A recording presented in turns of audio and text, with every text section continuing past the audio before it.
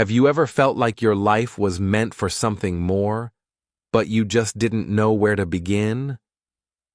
Maybe you've tried to change before. You made a plan, felt excited, but then life got in the way. You got tired. You lost focus. And once again, you found yourself stuck in the same place, the same habits, the same thoughts, the same results. You're not alone.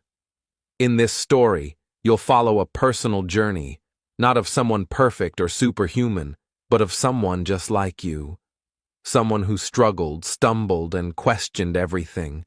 Until one day, something clicked, a spark was lit, and from that moment, a powerful transformation began. This isn't just a motivational story.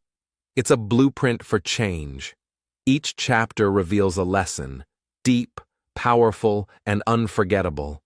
Lessons that don't just inspire you, but challenge you. Lessons that show you how to take control of your time, your mindset, and your future. And the best part? These lessons aren't based on luck or talent. They're based on consistency, clarity, and choice. Whether you're learning English, building a new habit, or trying to change your life direction, this story is for you. Because the truth is, you don't need a perfect plan. You need a powerful reason. You need to start, to act, to keep going, even when nobody is watching. So here's a question for you. What's one lesson you've learned that changed your life forever? Leave a comment below. I read every single one. And stay with me until the end, because by the time we reach chapter 12, you'll not only see how the story ends, you might see how your own story can begin again, with strength, with purpose, with real change. This is 10 lessons that will change your life forever. You're watching Read and Learn English, the place where stories teach, inspire, and help you grow in language and in life. Let's begin. Chapter 1. The Call to Awaken. For a long time, I didn't realize something was wrong. My life looked fine from the outside. I had routines. I had responsibilities. I had a screen in front of me and a calendar full of tasks. But deep down, I felt empty. It wasn't a loud kind of pain. It was quiet, dull, and constant, like a whisper I kept ignoring. I wasn't failing, but I wasn't growing. I wasn't unhappy, but I wasn't truly alive either. I was just existing. Days blurred together. I woke up, went to work, came home, watched something mindless, scrolled through social media, and went to sleep. I thought this was normal. Everyone around me seemed tired, distracted, and always waiting for the weekend. So I told myself it was okay to settle. Then one day, everything changed, but not in the way I expected. It wasn't a big moment. It was something small. I was searching through my phone, looking for a file, when I stumbled on an old video. In the video, I was talking about my goals. I looked younger, but what struck me most was how passionate I sounded. I had energy in my voice and fire in my eyes. I watched it again and again, and something inside me twisted. That version of me had dreams. That version believed in possibilities. I looked at my current self and felt like a stranger. That was my first mirror, the moment I truly saw how far I had drifted from who I once wanted to become. A few days later, I had coffee with someone I admired. I shared some of my thoughts, how I felt lost, unmotivated, unsure. They listened quietly, then said something simple but powerful. Comfort zones are dangerous. They feel safe, but they kill your potential. Those words hit me like lightning. I went home and wrote them down. That was my reminder. the second nudge from life that something needed to change. Soon after, I ran into someone I hadn't seen in years. They looked worn out, like life had slowly drained them. We talked briefly, and everything about their energy felt heavy. Later that night, I realized something terrifying. I was on that same path, not because of some big failure, but because I was doing nothing to grow. That moment became my warning, the third message I couldn't ignore. A mirror, a reminder, a warning, 3 signs, back to back. I knew I couldn't go on like before. Something had to shift. I didn't know exactly what to do, but I knew I had to wake up. So I sat down with a notebook and wrote one sentence. I refuse to live on autopilot. That became my new truth. I didn't need a grand plan. I just needed to take ownership of my life again. At first, it was scary.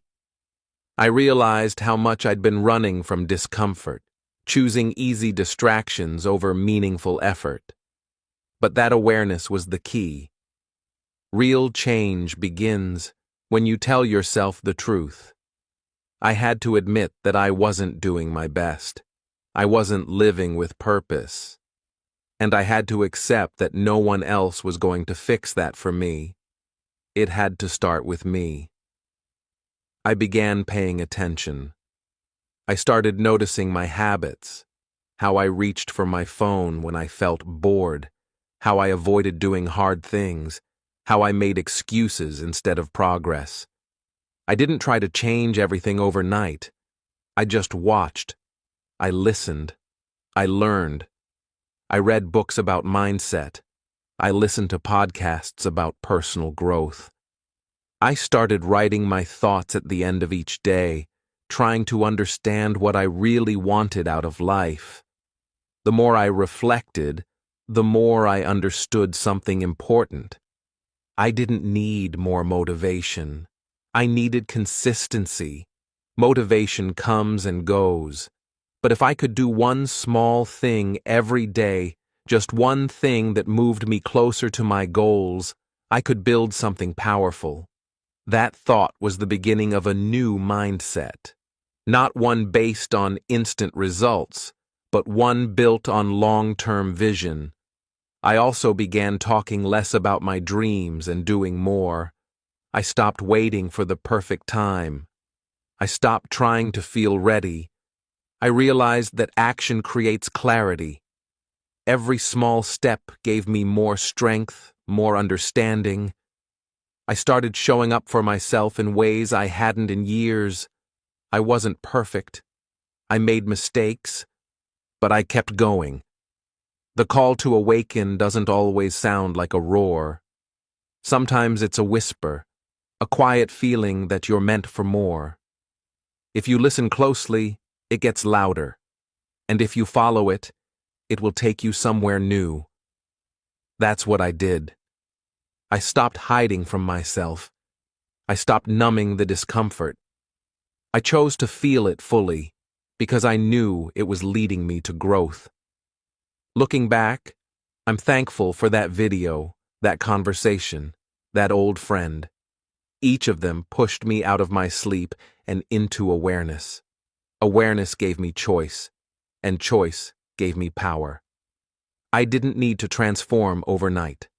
I just needed to begin, with honesty, courage, and one small decision. This was my first lesson.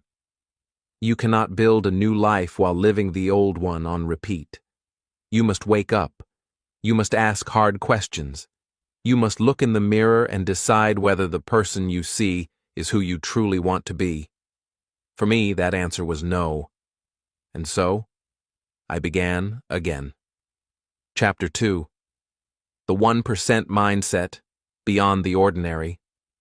After that awakening, something inside me shifted. It wasn't a loud transformation. There was no sudden burst of energy or a dramatic new routine. It started in my thoughts. I began to question what kind of life I had been building, and more importantly, why I had been building it. For so long, my actions were shaped by outside approval. I wanted likes on social media, compliments from friends, recognition at work, but none of that ever filled the emptiness inside. The praise was temporary, the applause faded quickly, and I was left right where I began, unsure, stagnant, and frustrated. That realization made me rethink everything. Why was I working so hard to please people who didn't even truly know me? Why was I chasing validation instead of value? I had spent too much time trying to look successful instead of actually becoming someone I respected. I started to understand a truth that most people avoid. Greatness doesn't come from what others see. It comes from what you do when no one is watching. This was when I discovered the power of the 1% mindset. It's not flashy, it's not exciting, but it's real. The 1% mindset is about choosing relentless improvement every single day, no matter how small the progress, no matter who's watching, and no matter how you feel. It's the quiet commitment to do better, to push further, to go deeper even when there's no immediate reward. Most people want results fast. They want praise now. They want to skip the grind. But the 1% mindset says, show up, even when no one claps. I started applying this to my life. Instead of aiming for big wins, I aimed to improve by just 1% every day. If I couldn't write for an hour, I'd write for 10 minutes. If I couldn't read a full chapter, I'd read a page. If I felt too tired to work out, I'd just do 5 push-ups. These actions seemed small, almost meaningless, but I did them anyway. Day after day, no shortcuts, no excuses, and that was the breakthrough. I began to feel different, not because I had achieved something huge, but because I was finally doing things for myself. This wasn't about proving anything to anyone anymore. It was about proving something to myself. That I could be disciplined. That I could be consistent. That I could build trust with the person in the mirror. And slowly, that trust grew. I began to respect my own effort, even when no one else noticed. That inner respect became fuel. I didn't need validation to keep going. The process itself became the reward. I also became more selective with my time and attention. I stopped chasing trends. I stopped comparing my progress to others. I started asking better questions. Did I grow today? Did I challenge myself? Did I act with intention? If I could say yes, I felt peace. That peace was worth more than any like or compliment. It came from within, and no one could take it away. Of course, some days were harder than others. The voice of doubt still visited me. It whispered things like, "You're not doing enough," or "This isn't working." But I kept going, because I had learned something powerful. Doubt is not a sign to stop. It's a signal that you're stepping into growth. And the only way to quiet that voice is with consistent action. Show up again, move forward again. That's how you win. The 1% mindset taught me to fall in love with the process. Not the finish line, not the outcome. Just the act of showing up and doing the work. It's not glamorous. You don't get medals for it. But day by day, it changes you. It sharpens your mind. It strengthens your will. It builds an identity that says, I am someone who doesn't give up. I began noticing something else, too. When I focused on process over praise, I actually became more productive. I wasn't wasting energy on what others thought. I wasn't paralyzed by fear of failure. I just did the next small thing, and then the next. And those small things added up. The results came, not from chasing them, but from honoring the work. That's the irony. When you stop needing results so badly and start respecting the daily grind, the results often follow. But even if they don't come quickly, you still grow, you still win, because you're becoming stronger, wiser, more capable. You're becoming someone who acts with purpose, not someone who waits for motivation. The world is loud with opinions and pressure. Everyone has a voice, a comment, a judgment, but the 1% mindset teaches you to go quiet, to tune out the noise, to focus on what you can control, your attitude, your habits, your choices. It teaches you that your life is your responsibility. No one is coming to save you. No one is going to hand you the life you dream of. You have to build it, slowly and patiently, one step at a time. And that's what I was doing, not to impress anyone, not to post about it, but because I finally understood that the only thing standing between the life I had and the life I wanted was consistent action, small, daily, intentional. That's it. That's the secret. This was no longer just a motivational idea. It became a way of life, a quiet revolution inside me. I had spent years waiting for clarity, for energy, for luck. But now I knew clarity comes through action. Energy grows with effort. And luck? Luck is what happens when preparation meets opportunity, and preparation starts today. So I committed, not to perfection, not to results, but to process. I started becoming the type of person who doesn't need to be seen to stay strong, who doesn't need applause to keep showing up, who doesn't chase quick wins but builds slow and steady victories, one decision at a time. This is the 1% mindset. It's not about doing everything. It's about doing something real, something small, every single day. That's how ordinary becomes extraordinary, and I was just getting started. Chapter 3. Every thread counts, the fabric of fate. The deeper I went on this journey, the clearer it became. My life was not built by big moments. It wasn't shaped by the rare, dramatic changes or the once-in-a-lifetime opportunities. It was built by the small, seemingly insignificant decisions I made every single day. The way I started my mornings, the thoughts I chose to believe, the conversations I avoided, the habits I repeated when no one was watching. These were the threads, and together they were weaving the fabric of my fate. Before, I used to wait for big breaks or magical turning points. I believed success came from a lucky chance or a powerful burst of motivation, but I had it all wrong. The truth is far more ordinary and far more powerful. The life we live today is simply a reflection of the choices we made yesterday. And if we want a different future, we need to start by making different choices now.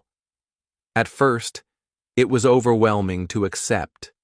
The idea that I was responsible for the tiny details of my life felt like pressure. But with time, I saw it as freedom. If my future depended on small decisions, that meant I didn't have to wait for permission or a miracle. I just had to be intentional. I just had to choose well, again and again. Each moment became a chance to steer the course of my destiny. I started paying attention to the patterns in my life, the habits I had built without even realizing it. The way I reached for my phone first thing in the morning, the way I postponed important tasks just because they felt uncomfortable, the way I gave in to laziness with excuses like, "I'll start tomorrow." These weren't just habits, they were votes. Each choice was a vote for the kind of person I was becoming. That insight changed everything. Suddenly, brushing my teeth on time, stretching for 10 minutes, journaling before bed, or turning off distractions during work, none of it felt small anymore. It felt like I was casting votes for my future self. Was I building someone strong, focused, and self-respecting? Or was I building someone who gave up easily, who let their days slip by without meaning? I understood then that consistency wasn't just about achieving goals. It was about identity. Every repeated action was a quiet statement to myself. This is who I am. And if I kept repeating actions that aligned with my values, eventually those values would become second nature. I wouldn't need to force discipline. I would simply become disciplined. I wouldn't need to fake confidence. I would earn it through proof of my own behavior. That's when I began to treat each day like a thread, thin, delicate, and easy to ignore on its own, but powerful when woven together with purpose. If I neglected a thread, the pattern could unravel. If I cared for it, even gently, it would strengthen the entire design. I no longer judged days by their size or excitement. I judged them by their direction. Was I moving forward, even a little, or slipping backward? This shift gave me incredible peace. I stopped chasing perfection. I stopped trying to fix my whole life in one day. I learned to value progress over performance, effort over ego, because I realized that fate wasn't something I stumbled upon. It was something I built, stitch by stitch, choice by choice. Of course, I wasn't perfect. I still made mistakes. I still had lazy days. But instead of letting that break me, I used it as a reminder. One weak thread doesn't destroy the whole fabric unless I give up entirely. One mistake wasn't failure.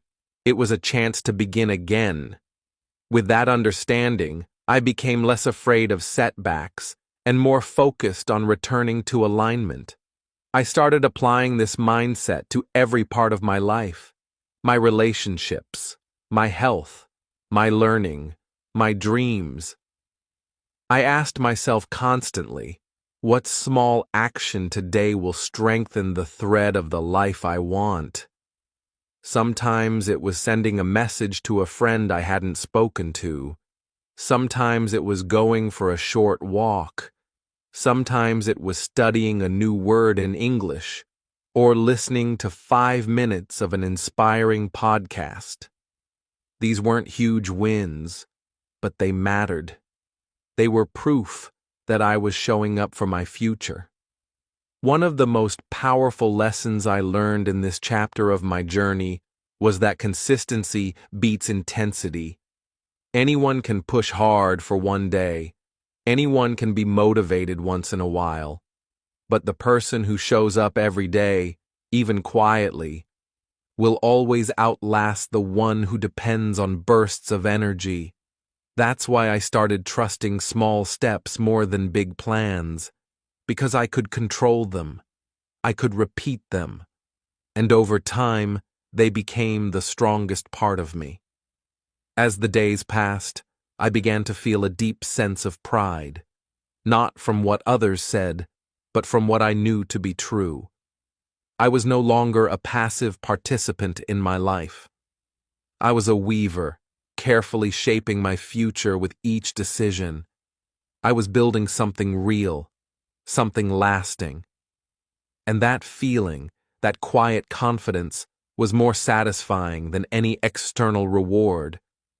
Looking back now, I can see how far I've come, not because of one big moment, but because I started to believe that every thread counts, that each small action matters, that our destiny isn't written by chance or by others, it's written by us, through the tiny, invisible choices we make every single day.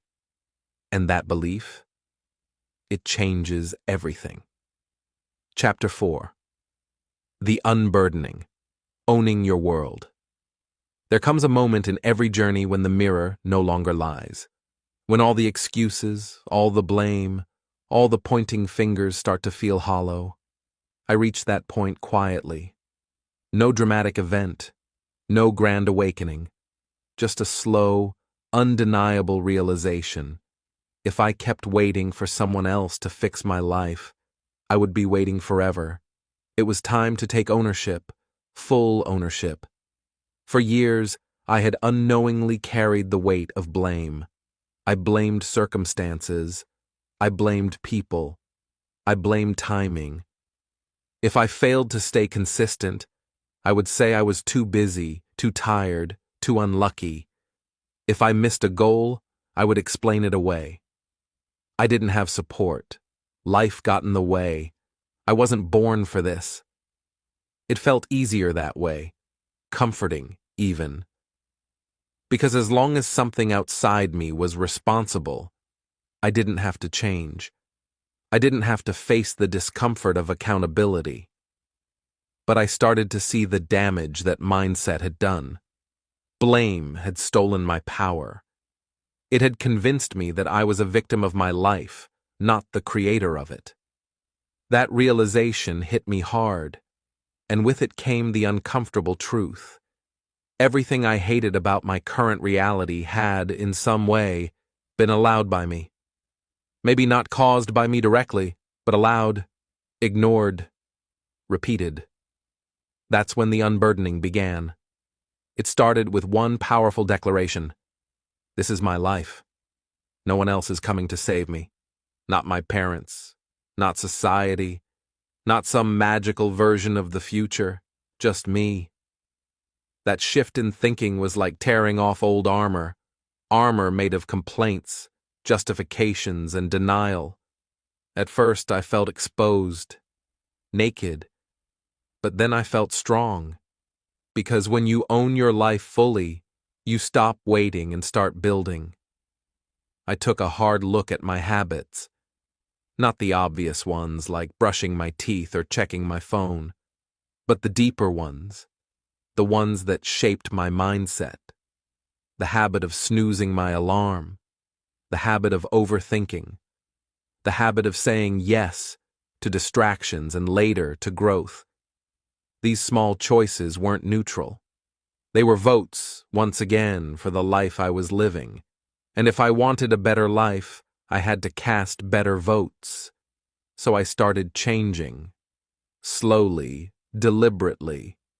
I replaced blame with reflection. Instead of saying, "Why does this always happen to me?" I asked, "What did I allow that led here?" Instead of thinking, "They don't support me," I asked, "Have I been showing up fully for myself?" This shift wasn't easy. My ego resisted. It wanted to be right. It wanted to stay safe. But I knew that growth required honesty. Brutal, healing honesty. Time became my most valuable asset. I no longer saw it as something to spend. I saw it as something to master. I began tracking my hours, noticing where they leaked away. The mindless scrolling, the half-focused conversations, the energy wasted on worry. I cut those leaks, not perfectly, but intentionally. I started scheduling my days, not with rigid plans, but with clarity. I gave time to what mattered, and I protected it fiercely. Owning my world also meant taking responsibility for my energy. I used to think I needed motivation to act. Now I realized I needed action to spark motivation. So even on days when I didn't feel like it, I started just 10 minutes, just one step. And most of the time, once I began, the energy followed. That was one of the most empowering discoveries I made. I didn't have to feel ready to begin. I just had to begin. There were still moments of doubt, times when I slipped, when old patterns called me back. But I didn't shame myself. I reminded myself, This is what ownership looks like. Not perfection, but commitment. I learned to course correct faster, to forgive myself without losing momentum, to move on with grace. Taking control also meant setting boundaries. With others, yes, but more importantly, with myself. I stopped tolerating the voice in my head that said, "It's fine, just skip it." I stopped negotiating with laziness. I stopped letting my weaker impulses drive my strongest dreams. Every time I said no to comfort and yes to growth, I proved to myself that I was in charge. By the end of this chapter, I felt different, lighter. Not because life was suddenly easy, but because I wasn't carrying the weight of helplessness anymore. I was finally driving the vehicle of my life, hands firmly on the wheel. And that made all the difference. It wasn't about control for the sake of control. It was about freedom. Real freedom. The kind that only comes when you stop outsourcing responsibility and start living deliberately. I didn't need to be perfect. I just needed to be present, engaged, responsible. This was the heart of the unburdening, letting go of blame, excuses, and delay, and picking up responsibility, discipline, and vision. It was the first time in a long time that I looked in the mirror and didn't feel disappointment or regret. I felt pride, quiet, earned pride. From here, everything felt possible. Not because the world had changed, but because I had. Chapter 5. The Ascent. Embracing the pain. Change always sounds beautiful from a distance. It's easy to admire the idea of transformation, the success, the strength, the confidence. But when you actually begin climbing the mountain, you discover a hard truth. Growth is painful. Not just physically, but mentally, emotionally, and spiritually. This chapter of my life was exactly that, an ascent, and it hurt. The first thing I noticed was resistance, everywhere, in my body, in my mind, in my habits. Waking up earlier was a battle. Staying focused for long stretches felt like running a marathon with no finish line in sight. Saying no to comfort, to shortcuts, to distractions, it felt like stripping away layers of who I used to be. My old self didn't want to let go. It clung tightly, whispering reasons to stop, to slow down, to settle. But I didn't. I kept going. I remember the quiet evenings when I sat at my desk, eyes tired, mind foggy, tempted to just quit for the day. The discomfort was real. Not just the physical fatigue, but the mental noise, self-doubt, comparison, frustration. I questioned everything. Was I doing enough? Was I wasting my time? Would any of this ever lead to the life I imagined? But something deep inside me had changed. I no longer saw pain as a signal to stop. I started seeing it as a sign I was on the right path. It helped to reframe how I thought about struggle. Before, I thought pain meant failure. Now I understood it meant progress. Muscles grow because they tear. Skills sharpen because they're challenged. Discipline strengthens because it's tested. Growth was not supposed to feel good. It was supposed to feel real. I learned to embrace the soreness in my body after pushing past limits. I welcomed the silence that came with focus. I made peace with the loneliness that often walks beside ambition. These weren't signs of weakness. They were signs of elevation. I was no longer living below my potential. There were setbacks, days I slipped, moments when I gave in to old habits, fell behind, or doubted my purpose. But I no longer saw those moments as the end. I saw them as part of the journey, necessary stumbles on a steep climb. Each time I got back up, I grew stronger. Each time I stayed committed through discomfort, I trained a deeper part of myself. Friends didn't always understand. Some drifted away. "You've changed," they said. And they were right. I couldn't stay the same and rise at the same time. I couldn't keep everyone comfortable while making myself uncomfortable for the sake of growth. That was part of the pain, outgrowing old circles and standing alone for a while. But the rewards were subtle and powerful. I started to notice more self-respect. I began walking taller, thinking clearer, speaking with more confidence. Not because I had reached the top, but because I was finally climbing. There's something noble in trying, truly trying. I felt it every time I pushed past a limit I used to obey. I became more honest with myself. When I failed, I admitted it. When I felt weak, I faced it. There was no hiding in this phase of life. You can't lie to yourself when your goals demand everything from you. Growth strips away illusions. It demands rawness. I met myself there, in that rawness, and finally saw someone I could trust. The hardest part wasn't the work. It was showing up when there were no immediate results, when days blurred together and progress felt invisible, when motivation faded and discipline was all I had left. That's when I discovered something most people never learn. Consistency is courage. Doing the right thing when no one's watching, when no reward is guaranteed, that's real bravery. Each day I pushed further. I unlocked a new part of myself. I realized that pain didn't break me. It built me. It made me resilient. It taught me patience. It helped me silence the noise and listen to what mattered. Every step beyond comfort became a vote for the future I wanted. Every moment of discomfort became a seed for greatness. Now, when people ask how I've changed, I tell them. I stopped avoiding pain and started using it. I stopped fearing struggle and started respecting it. I stopped chasing ease and started climbing the hard way.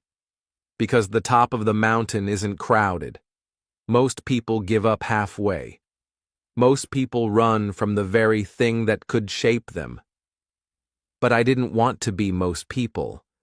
I wanted to be me, the strongest, clearest, most disciplined version of myself. And so I climbed. And I'm still climbing. Chapter 6. From Dream to Deed, the Forge of Action. Dreams are beautiful. They give us hope, vision, and purpose. For the longest time, I lived in the glow of my dreams. I'd write them down, visualize them, talk about them. I knew exactly what kind of life I wanted, who I wanted to become, what I wanted to achieve. But eventually, I had to face an uncomfortable truth. Dreams, by themselves, do nothing. Without action, they are just stories in our minds. To move forward, I had to take those glowing ideas and drag them into the messy, real world of effort, discipline, and repetition. This was the chapter where things got real.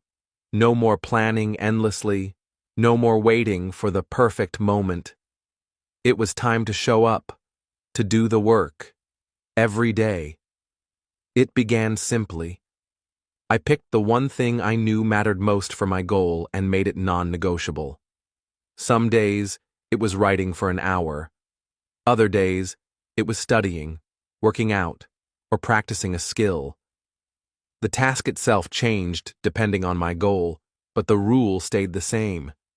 Do it, no matter what. At first, it felt exciting, like I was finally living in alignment with my ambitions. But that excitement faded fast. After a week or two, the grind set in.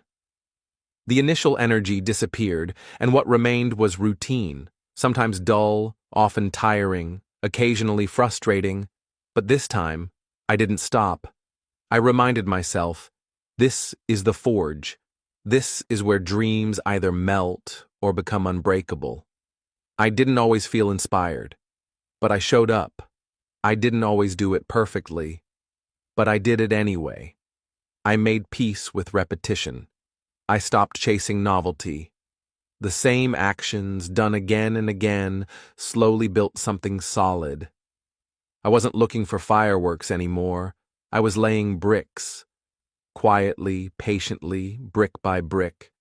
Some days I built fast, other days I barely placed one. But I always built. And I learned something powerful.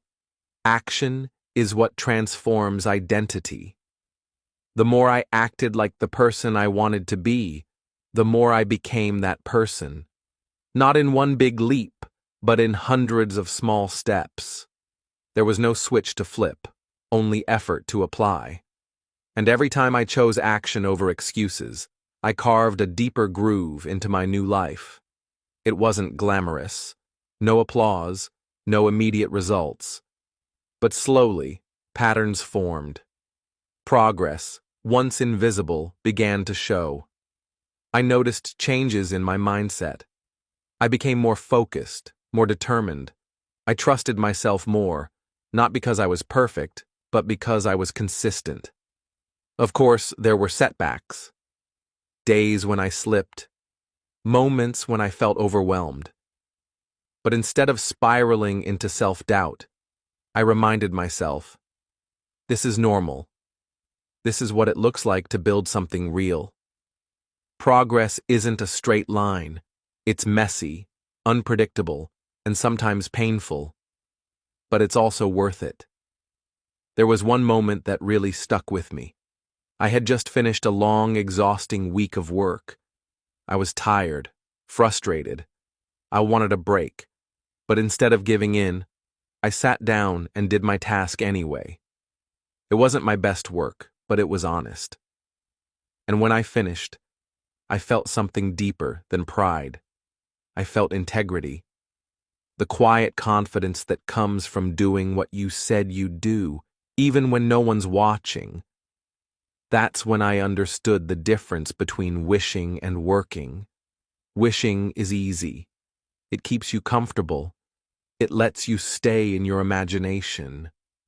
But working, that's where change happens. That's where you take control of your life. Each day became a vote, a choice. Stay the same or move forward. And even when it felt slow, even when it felt like nothing was happening, I kept voting for the future I believed in. Because real growth isn't about sudden breakthroughs. It's about steady action in the face of resistance. It's about continuing when it's hard, staying grounded when it's boring, and trusting the process even when results are invisible. And somewhere in the middle of all that, I realized I was no longer just dreaming. I was doing. I was no longer a person full of potential. I was becoming the person who fulfilled it. This chapter wasn't about reaching the top. It was about building the strength, patience, and work ethic to keep climbing. It was about learning to live inside the work, not just fantasize about the reward. And most of all, it was about proving to myself that I could be the kind of person who doesn't give up. That no matter how long the road or how steep the hill, I would keep walking. Not just once, not just when I felt good, but every single day. That is the forge of action. And in that forge, I was being reshaped, not instantly, but intentionally, not with noise, but with quiet determination. And that, I discovered, is how lives are truly changed. Chapter 7. Shedding the Old Skin, the Birth of Self. There comes a point in every journey where you're no longer just building something new, you're also letting go of something old. And for me, that point came when I began to see how much of my identity had been shaped by comfort, excuses, and the need for approval. I wasn't just creating a better life. I was leaving behind the version of myself that had kept me stuck for so long. I had to face the truth. I used to want everything to be easy. If something was hard, I would tell myself it wasn't meant to be. If I didn't succeed quickly, I'd quit and move on to something else. Deep down, I believed that discomfort was a sign I should stop. That struggle meant failure. That validation from others meant I was on the right path. But that thinking, that childish mindset, was the very thing keeping me small. As I continued to show up each day and do the work, I began to feel a shift. A quiet discomfort at first, like wearing clothes that no longer fit. I started noticing my old thoughts, the ones that whispered, "You've done enough," or "You deserve a break," or "People should recognize your effort." They didn't scream, they whispered, and those whispers were dangerous. So I started answering them. I reminded myself that life doesn't owe me comfort, that growth doesn't come from being seen or praised. It comes from who you become when no one is watching. I stopped waiting for permission or applause. I stopped craving motivation or recognition. Instead, I asked myself one simple question every day. Who am I becoming through this? That question became my compass. It guided my choices, filtered my habits, and helped me spot the thoughts that no longer served me. I began to notice how often I used to talk myself out of hard things, how often I chose distraction over discipline. I realized that those patterns weren't just habits, they were parts of a false identity, an identity built on avoiding pain and seeking approval. And now I was ready to leave that identity behind. It wasn't easy. Letting go never is. There were moments when I felt like a snake shedding its skin, raw, exposed, uncertain. But that's what transformation feels like. Not a smooth, cinematic moment of clarity, but a gradual release. A quiet, sometimes painful, rebirth. I stopped blaming others. I stopped making excuses. I took responsibility for my reactions, my routines, and my results. It was uncomfortable at first, like tearing off a mask I'd worn for years. But with each day, I felt lighter, stronger, more honest with myself. I let go of the need to be liked. I let go of the desire to be rescued. I stopped looking for shortcuts. And when I stopped expecting the world to make things easier for me, I started seeing how much power I actually had. The biggest breakthrough came not from a major success, but from a moment of complete silence. I had just finished a long day of work, with no one around to notice or congratulate me. I sat in that quiet and felt a deep, calm satisfaction. Not because someone praised me, but because I knew I had done the right thing. That feeling? That's when I knew I was changing. That I no longer needed the world to tell me I was enough. I already believed it. In that silence, the old me fell away. The version that always needed comfort. The version that needed to be told, "Good job." The version that ran from responsibility. That version had no place in the life I was building. This chapter of my life wasn't about doing more. It was about becoming more resilient, more grounded, more aligned with who I truly wanted to be. The kind of person who doesn't run from challenge, who doesn't break when things get hard, who doesn't need approval to feel worthy. And somewhere in that process, I met someone new. myself. Not the version shaped by fear or shaped by others' expectations, but the version that had always been waiting underneath. The one who shows up, who faces reality, who owns the future. I didn't need to add anything new to become that person. I just had to let go of what was false. That's the thing about transformation. It's not about becoming someone else. It's about peeling away the layers that never belonged in the first place. By shedding my old skin, I wasn't losing anything. I was gaining clarity. I was gaining strength. And for the first time, I was truly free. Not because everything was easy, but because I no longer needed it to be. That's the birth of self. And it doesn't happen all at once. It happens in moments. When you say no to your old patterns, when you choose action over comfort, when you stop waiting for validation and give yourself permission to rise. It's not a perfect process, but it is a powerful one. And in that quiet power, I finally understood. I wasn't just changing my habits. I was becoming the kind of person who could change their life. Chapter 8. The Cold Truth. Building without praise. There's a hard truth no one really tells you at the beginning of the journey. The world doesn't always cheer for your effort. No matter how hard you work, no matter how many sacrifices you make, there may be no applause, no congratulations, no one watching. And that truth can either break you or make you stronger than ever. I had to learn that lesson the hard way. When I first began changing my life, building new habits, showing up every day, becoming more disciplined, I thought people would notice. I imagined that friends would be inspired, that family would be proud, that someone would say, "Wow, look how far you've come." But the world was silent. People were busy with their own lives. Some didn't care, others didn't understand. A few even doubted me or made quiet jokes when I said no to comfort and yes to progress. At first, that silence hurt. I won't pretend it didn't.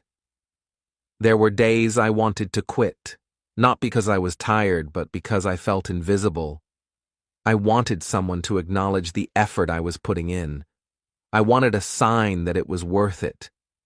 But one morning, as I was doing my routine in a quiet room, just me and the work, I realized something important. No one is coming to clap for you. And more importantly, they don't need to. I looked in the mirror and saw someone who had already changed. Not because others noticed, but because I had. The person staring back was more focused, more capable, more in control. And that growth, that was for me. That's the cold truth I had to accept. Praise is a bonus, not the purpose. I wasn't doing this to impress anyone anymore. I wasn't working for validation. I was working for freedom, for strength, for peace, for the kind of life I could be proud of, with or without applause. Once I stopped expecting recognition, I became unstoppable. I didn't waste energy hoping someone would notice. I didn't chase praise. I chased progress. I celebrated in silence. I kept my head down and worked while others waited for motivation. And every day, I kept my promise to myself. I built something more powerful than approval: self-respect. I began to see how much time I had lost in the past, waiting to feel ready, waiting to be encouraged, waiting to be noticed. But when I let all of that go, I gained something priceless: independence. I no longer needed anyone to believe in me because I had learned to believe in myself. The truth is, most of your progress will happen in private. Most of your transformation will go unseen. There won't always be an audience. and there shouldn't be. Because the deepest growth happens in silence, in effort, in solitude. This is where true power is forged. Not on a stage, but in the shadows. Not when everyone sees you, but when no one does. That's when it counts. That's when you find out who you really are. I stopped waiting for people to tell me I was doing great. I stopped hoping for understanding or support. I became my own coach, my own motivator, my own standard. And I started to enjoy the quiet. Because in that quiet, I heard the only voice that mattered. Mine. There's a kind of freedom in letting go of the need for praise.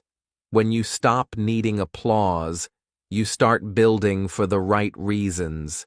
You build because it matters, because it's right, because it leads you where you want to go. And once that clicks, there's no going back. I no longer needed the world to validate my efforts. The work itself became the reward, the progress, the discipline, the growth. Those were the only trophies I needed. And in that shift, I found strength that no applause could ever give me. This chapter of my life taught me that quiet builders become loud results. That just because no one is watching doesn't mean you're not winning. And that the most valuable victories are the ones earned in silence, without a spotlight. So if you're building something right now and no one sees it, keep going.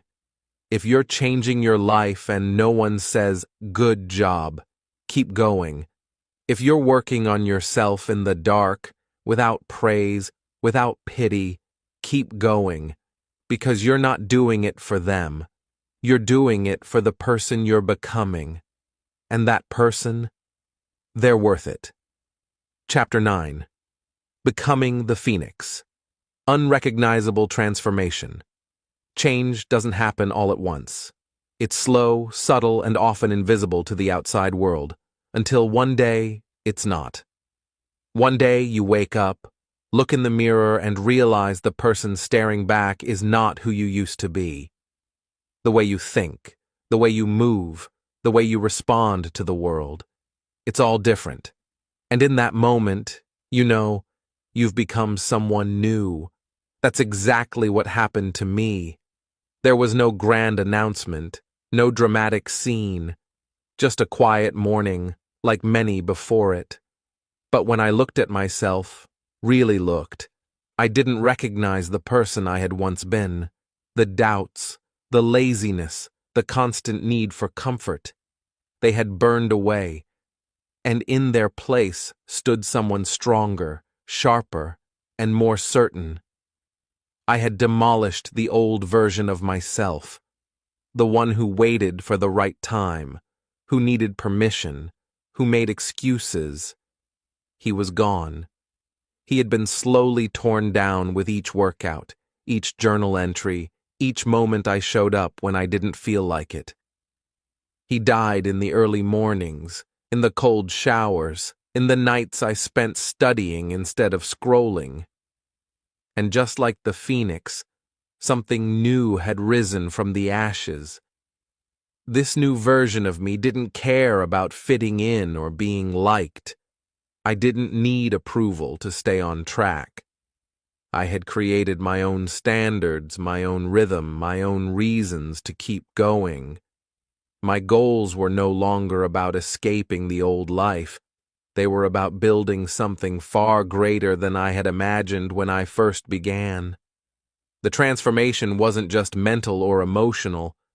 It became physical, too. My posture changed.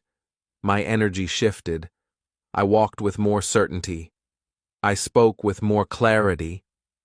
People started to treat me differently, not because I told them I had changed, but because they could feel it. And truthfully, that felt surreal. The habits I once struggled to maintain had become my new normal. Discipline was no longer a fight, it was a way of life. I started to see that transformation wasn't just about improvement, It was about rebirth. The person I had been was gone. The stories I used to tell myself, I'm not a morning person, I'm too inconsistent, I'll never be good at this, they no longer applied. And when people from my past saw me again, their reactions said it all. You've changed, they said. Some meant it with admiration, some with surprise, a few even with confusion, but none of them could deny it. I wasn't who I used to be. I had become unrecognizable, in the best way possible. What they didn't see was the fire I had walked through to get here, the days I wanted to give up, the nights I questioned everything, the sacrifices I made, the battles I fought in silence. But I knew, and I honored every step of that journey because it had shaped me into someone I respected. Transformation is painful.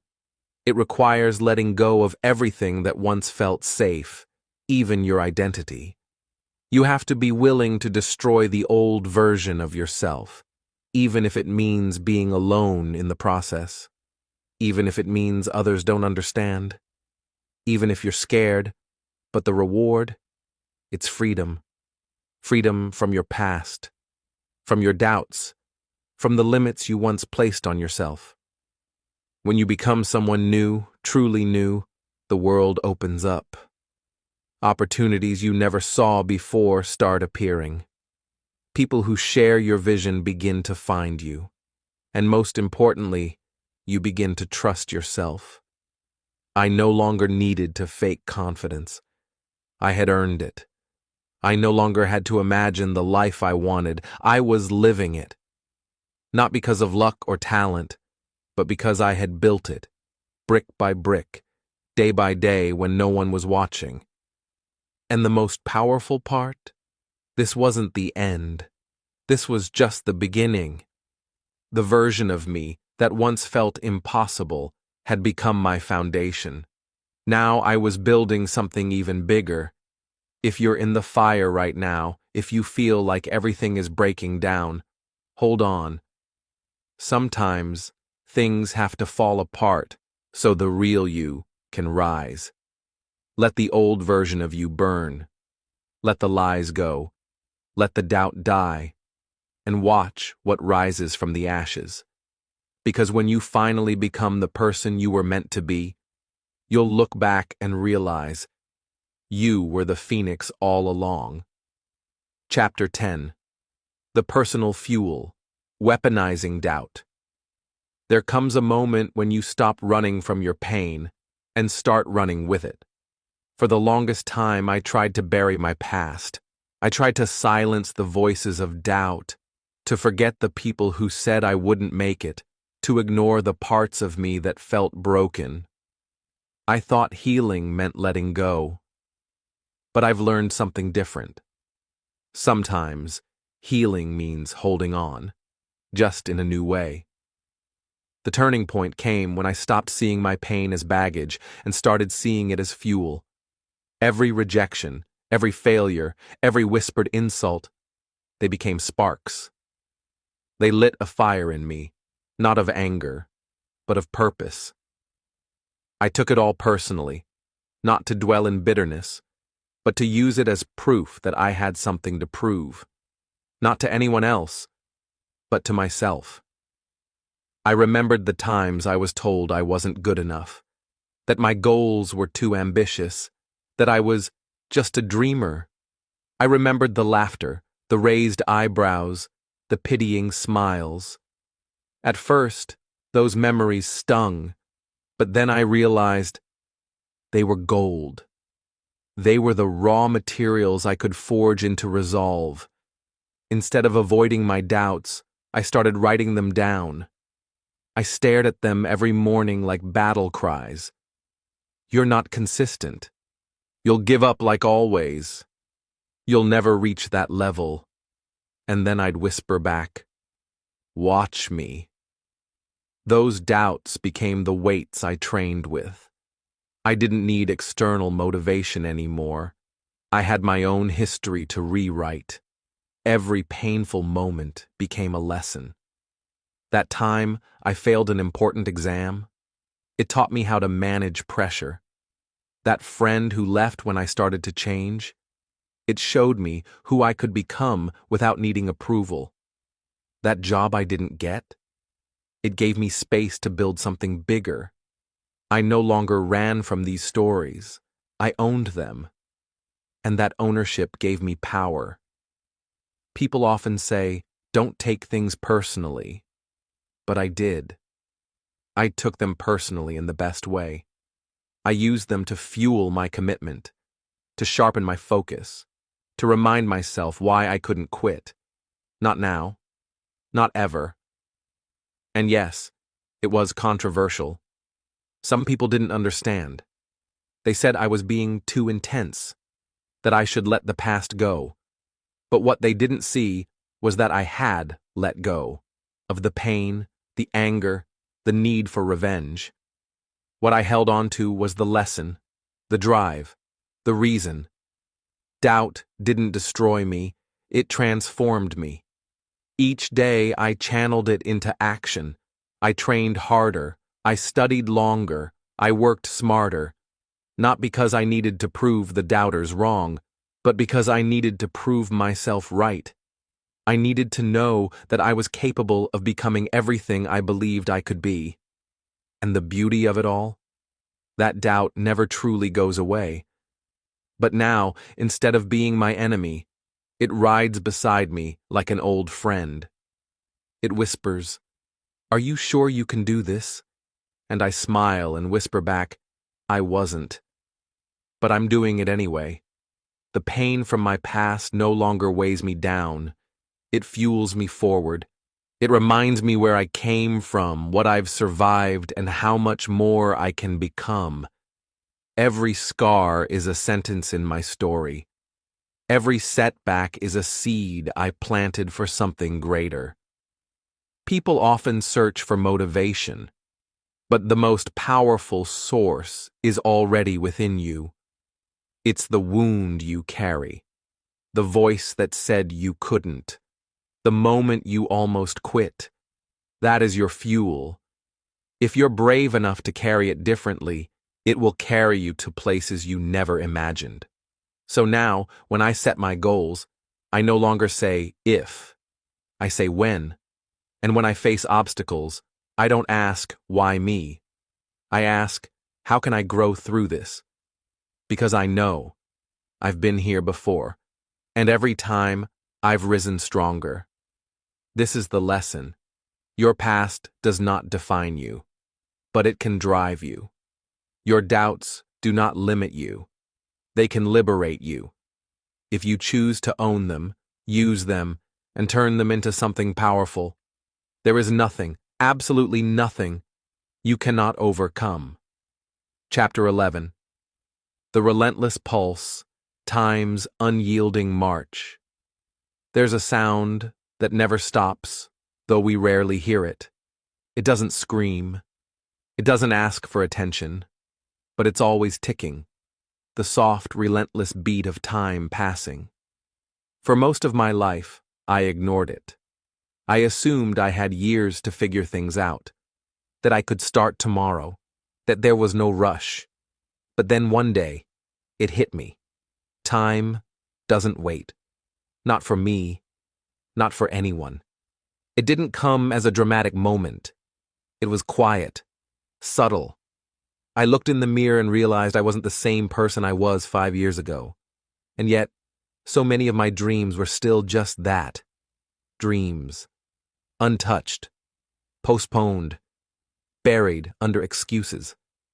I asked myself, if time is always moving, why am I standing still? That question changed everything. I started to notice the hours slipping through my fingers, the minutes lost to scrolling, to overthinking, to procrastination. I became aware of how precious each moment was, and how easily I had been wasting them. Every second I delayed action, I was letting life pass me by. And that realization wasn't just sobering, it was terrifying. Time is the most valuable thing we have, because it's the one thing we can never get back. You can lose money and earn it again. You can lose opportunities and find new ones. But time? Once it's gone, it's gone. And once I truly understood that, urgency became my companion. I no longer felt like I had time to try or see what happens. I had to move. Now. That's when I began to treat each day like a gift. Not in a romantic, poetic way, but in a practical, grounded one. I set alarms earlier. I created schedules. I limited distractions. I stopped waiting for motivation and started relying on discipline. Because every minute I spent building was a minute invested in the future I wanted. And every minute I wasted was stolen by the version of me who had given up. I stopped saying, someday. I replaced it with today, because I saw clearly that the future isn't something we enter. It's something we create, moment by moment, decision by decision. And I didn't want to wake up 10 years from now with nothing but regret, wondering what I could have done if I'd just started. This urgency didn't make me anxious. It made me focused. It wasn't about rushing or burning out. It was about respecting time, respecting the short window I have to leave a mark, to learn, to grow, to help others, to live a life I won't be ashamed of when I look back. There were days I didn't feel like working, but then I'd ask myself, if this was your last year on Earth, how would you spend it? That question forced me to choose what mattered. It made me say no to comfort and yes to meaning. It reminded me that there is no rewind button, no pause, just this moment. And what I do with it matters. The pressure of time became a form of power, a silent coach that reminded me every day, you are running out. Make it count. And so I moved with purpose. I spoke with intention. I took action, even if it was small. Because small, consistent action beats endless planning every time. People often waste time waiting for the perfect moment. But here's the truth I've learned. There is no perfect moment. The only perfect moment is the one you're in, if you choose to act. And I decided that from now on, I would choose to act. Time is not the enemy. It's the test. And it doesn't care about excuses. It only responds to execution. You either use it or lose it. I had lost enough of it already. I didn't want to waste another second. So, I started to live like every day counted, because it does. I started to build my life with urgency, not out of fear, but out of respect for the clock I can't control. I realized that the greatest tragedy isn't failure. It's standing still while time moves forward. This chapter of my journey taught me the most important truth of all. Life is not promised, but the moment you're in right now, that's yours. That's your opportunity to change, to grow, to start, to restart, to become. And when you live with that kind of urgency, when you treat every moment like it matters, you become unstoppable. Chapter 12. The Unwritten Future, a Life Transformed. There comes a point in every journey when you pause, not to stop, but to look back. As I stood at that point, I realized something powerful. I was no longer the person who began this journey. The doubts, the excuses, the fears that once held me back. They weren't gone completely, but they no longer controlled me. I had outgrown them. I had transformed. The version of me that once waited for permission is gone. So is the version that chased comfort, sought approval, or blamed others for my lack of progress. In their place stands someone new, someone forged through effort, struggle, and relentless persistence. The transformation didn't happen overnight. It was slow, steady, and often invisible. But day by day, choice by choice, I became someone I could be proud of. Looking back, every lesson mattered. The pain, the setbacks, the uncertainty, they weren't detours. They were necessary. They were the teachers I never asked for but needed most. I now understand that transformation isn't just about changing what you do, it's about changing who you are. It's about shifting the way you think, the way you act, and the way you see the world. I live with intention now. I wake up knowing why I do what I do. I don't chase empty validation or quick wins. I build slowly but deliberately. I value progress over perfection, consistency over chaos. My days aren't perfect, but they are purposeful. I know that growth is not a destination, it's a lifestyle. And yet, I don't see this as the end. In fact, I see it as a beginning, a new chapter that hasn't been written yet. My future is unwritten, and that's what makes it so exciting. I no longer fear the unknown because I trust myself to meet it with strength, clarity, and discipline. I've learned how to show up even when it's hard. I've learned that who I become matters more than what I achieve. There are still challenges ahead. Life doesn't stop testing you just because you've changed, but now I welcome those tests. I see them as opportunities to evolve even further. I know that I have what it takes, not because I'm special, but because I've done the work.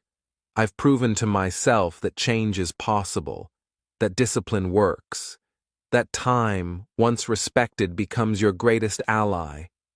I used to wonder if my life could be different. Now I know it can, because I made it so. I turned doubt into drive. I turned pain into purpose. And most importantly, I turned intention into action. That's the real secret, not waiting for the perfect time or feeling, but choosing to act anyway. Choosing to live fully, to grow endlessly. As I step into the future, I carry every lesson with me. I carry the scars and the wisdom, the clarity and the courage. And I walk forward, not as someone searching for who they could be, but as someone already becoming. My story isn't over. In fact, it's just getting started. And the best part? I get to write every word. You've reached the end of the story. But maybe it's the beginning of something bigger. If this journey taught us anything, it's that change doesn't happen in one day. It happens every day, through small choices, through quiet discipline, through the lessons we often learn the hard way. These 10 lessons weren't just part of a story, they're tools. Tools that can help you rebuild your mindset, take control of your life, and become someone even you didn't believe you could be. So ask yourself, which lesson hit you the hardest? Was it about time, responsibility, consistency? Let me know in the comments. I'd love to hear what spoke to you most. And if this story moved you, if it made you think differently or feel inspired, don't just close this video and forget.